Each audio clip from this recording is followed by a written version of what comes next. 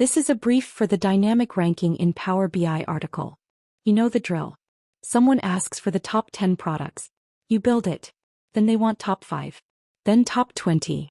Every time you're back in Power BI desktop, changing filters, republishing the report. It never ends.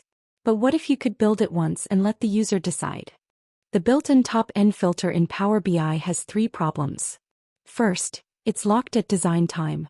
The user can't change it. Second, it's configured per visual. If you have 5 charts, you're setting it up 5 times. And third, it doesn't play well with slicers. It applies rigid constraints that ignore your filter context. RANKX solves all 3. It's dynamic, user-driven, reusable across visuals, and it respects every active slicer on the page. Here's how the pieces connect. On the left, you have a what-if parameter, a simple slicer backed by a disconnected table. The user picks a number, say 10. On the right, the RANKX measure evaluates every row in your table and assigns it a rank. In the middle, an if statement compares the two.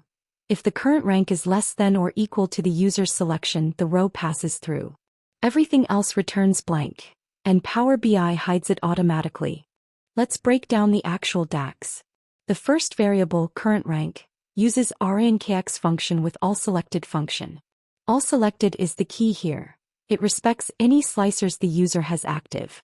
So if they filter to a specific region, they get the top N within that region. The ranking is descending and dense, meaning tied values share the same rank without gaps. The second variable, selected N, reads the user's choice from the what-if parameter using selected value with a fallback of 10. The return statement is the gate. If the current rank is within the user's selection, it returns total revenue, otherwise it returns blank. And those blank rows vanish from your visuals. The implementation is 4 steps. 1. Create a what-if parameter with a range of 1 to 50. 2. Write the RANKX measure using allSelected function. 3. Wrap it in an if statement. 4. Drop the measure into your visuals and add the slicer. Done. But there's a catch. Ranks can get expensive on large tables. If you're ranking over 100,000 rows with a complex measure, you might see performance drop. For massive datasets, consider pre-calculating a static rank column in Power Query instead. 1 measure. 1 slicer. Total user control. Build it once, and your users choose what they need every time.